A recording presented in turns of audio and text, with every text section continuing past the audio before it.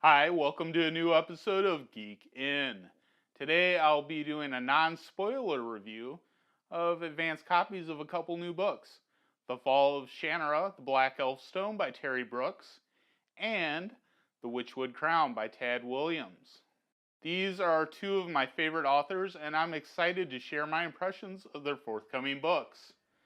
Let's geek in.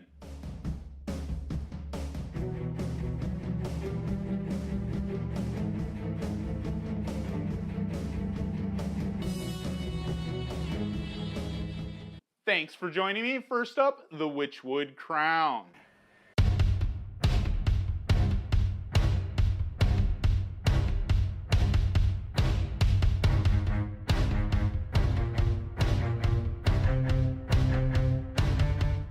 I read Tad Williams' Ostenard books when they first came out 25 years ago, and much like the protagonists, Simon and Miri, I was going through a difficult time in my life, and these books and these characters in the books helped me through that time.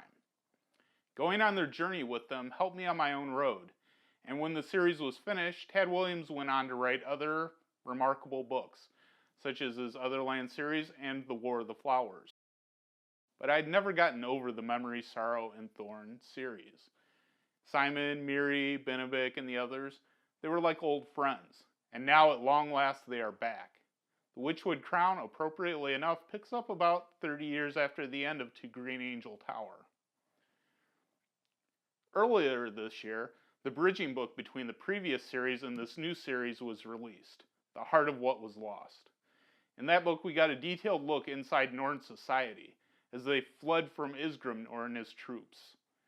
The Norns were chased back to Stormspike and left barricaded within the mountain, while the Norn queen Ataku fell into her long sleep.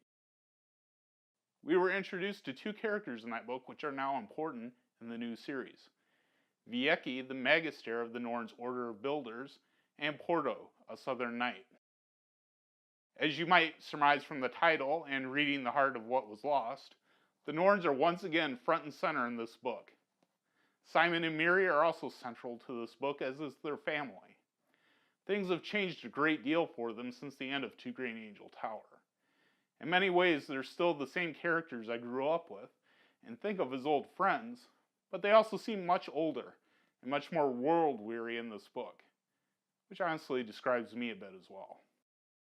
Their lives haven't been perfect, but they've had each other and there's a depth to them and to their relationship that didn't really exist in the original trilogy. Benebik and Siskwy are also back and seen quite a bit in this book. But this book also has a great many new characters, and although I like some of them more than others, the mystery surrounding Joshua's children is touched upon during the course of this book, and some answers are there as to what happened. But everything that I loved about this first trilogy of books is back in this book. Their old friends long unseen, their happiness when they're reunited in this book was my own happiness reuniting with them as well. But there are dark times ahead for them. As dark or darker than in the previous trilogy. And to paraphrase what Amaterasu, eldest of the Scythi, said in the original trilogy, Ataku, the Norn queen, is the most ancient of her people. She's the world's oldest living creature, and she remembers the lost garden. And she's quite mad. She longs for death, but hates the idea of anyone living on after she dies.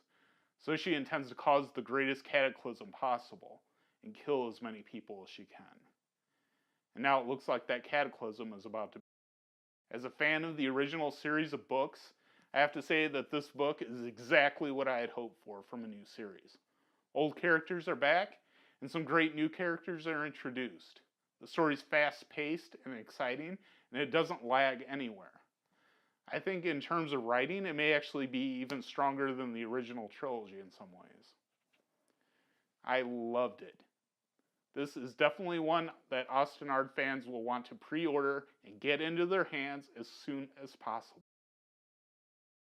Terry Brooks and his novels have also had a huge impact on me and my life. The Shannara books have been there for me constantly, since I first picked up the Sword of Shannara as a child. And now the series is coming full turn as Terry Brooks reaches the chronological end of the series. The Fall of Shannara is a 4-book series that will bring us to that end, starting with the Black Elf Stone, which is going to be the first book in this final set. This year marks the 40th anniversary of the publication of the Sword of Shannara. So going into this, my expectations were rather high. For those of you who are fans of time jumps, we have another large time jump from the end of the High Druid's Blade series. Technology has advanced, but little else in society has changed. And with advances in technology, people are wondering if there's still any need for magic. The Druids are there, but once again, they failed to learn from history and have grown complacent. And now a new threat is coming out of the Northland. There are many things in this book that echo previous books. Reading it, I got the sense that everything is coming full circle, and the end is very much like the beginning. But it also suffers from some typical first book in a quartet problems. Just as the book gets really interesting and starts to get exciting, it's over. There's a lot of setup and getting to know characters, but by the time you do, the story's already over. But it does leave you excited for the next book. I do like some of the new characters in this book, and I'm hopeful that they're taking the story to an exciting conclusion.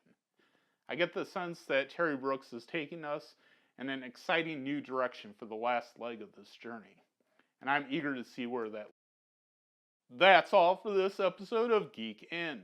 Thank you for joining me. There are some links to check out below, and please remember to like, comment, and subscribe. Join me again next time when I go fight an ice dragon in front of a frozen waterfall, and I'm burned by its blood.